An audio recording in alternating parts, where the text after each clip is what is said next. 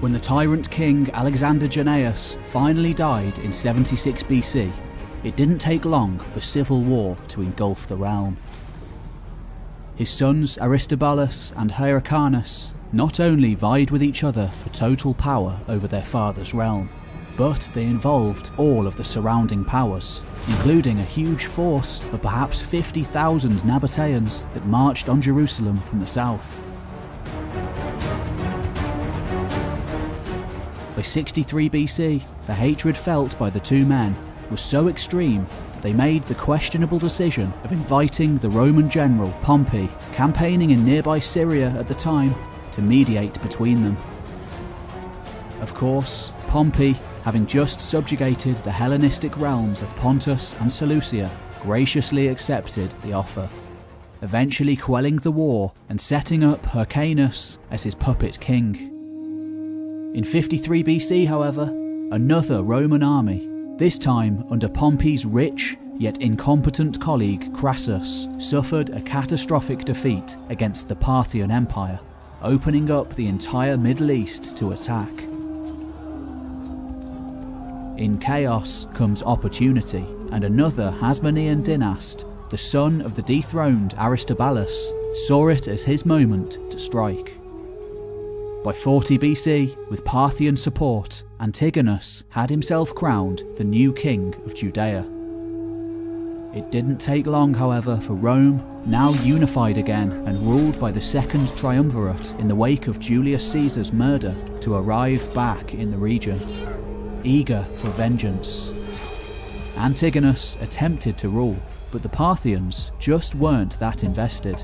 He was easily brushed aside by Rome, and another puppet put back in charge. This ruler, however, wasn't a Hasmonean. As far as many Judeans were concerned, he wasn't even really Jewish. He was a half-Jew, an Idumean, one of those neighbouring peoples conquered and forcibly converted a century earlier by the expansionist ruler John Hyrcanus. Of course, his name was Herod, one of the most hated yet misunderstood figures in history. Herod was a strong man. He was capable at what he did, and he was extremely loyal to Rome, being good friends with Mark Antony and subsequently Augustus Caesar.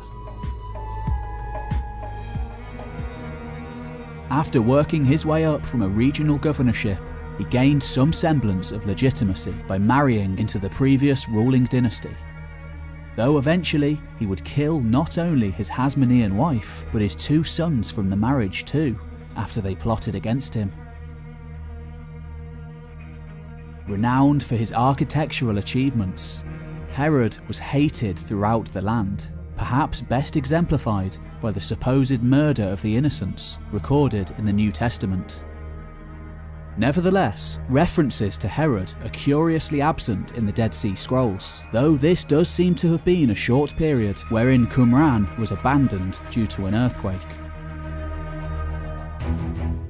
Herod had 10 wives, and upon his death 3 different sons succeeded him, ruling over various sub-kingdoms whilst squabbling amongst themselves. By 44 AD, the Romans had had enough, and the whole of Herod's kingdom became an imperial province. By this time, Qumran had certainly become occupied again, as shown by numerous references to Romans and the dates of the scrolls. A new religious sect also appears in the historical record at this time, the Zealots. Unlike their religious predecessors, they simply had one cause: the total expulsion of the Romans.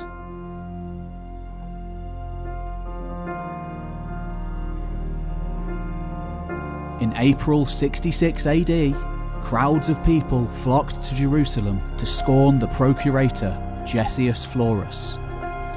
He'd just robbed the temple treasury, and the people were angry. In response, he had the crowd crucified, sparking all-out anarchy in the city. The apocalyptic moment the Sons of Light had been waiting for centuries had finally arrived. For this was the beginning of the Great Jewish Revolt. The causes for the revolt were numerous, including the incompetence of Roman governors, outright oppression, Jewish religious sensibilities, class tensions, and general social disunity, exemplified by the 3 separate quarrelling sects that went on to fortify 3 separate districts of the capital.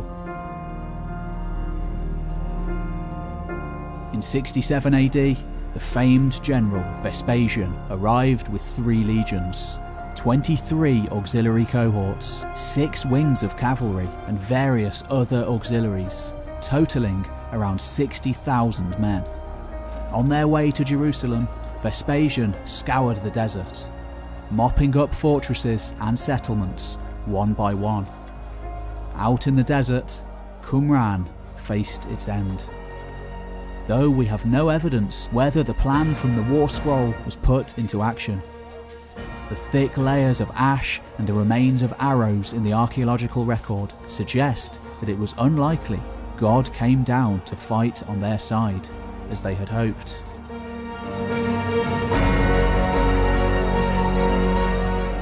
By 69 AD, as the siege raged on, Vespasian was called back to Rome to become emperor, leaving his son Titus in command. In the next year, the entire city was razed to the ground, temple and all.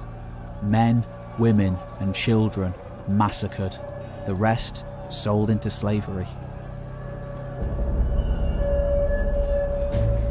One last group, the Sicarii, around 1,000 strong, made an epic last stand at Herod's imposing winter fortress at Masada, before committing mass suicide when the far superior Roman army finally broke through.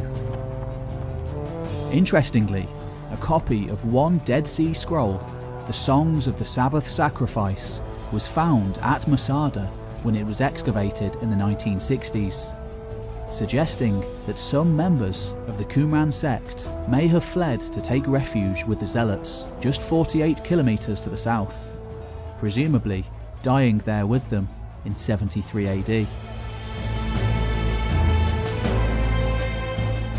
After the destruction of the temple in 70 AD, the Sadducees had nowhere to worship anymore and soon died out.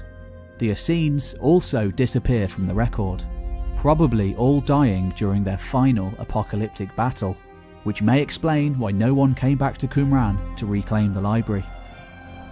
Even more so after another equally devastating revolt broke out in 132 AD. Interestingly, it was the Pharisees who survived, eventually over time morphing into the mainstream rabbinic Judaism we know today. But of course, there was another famous Jewish sect, still very low in numbers, but over time becoming ever more distinct from Judaism due to its acceptance of polytheistic Gentiles as well as Jews. Of course, the Christians.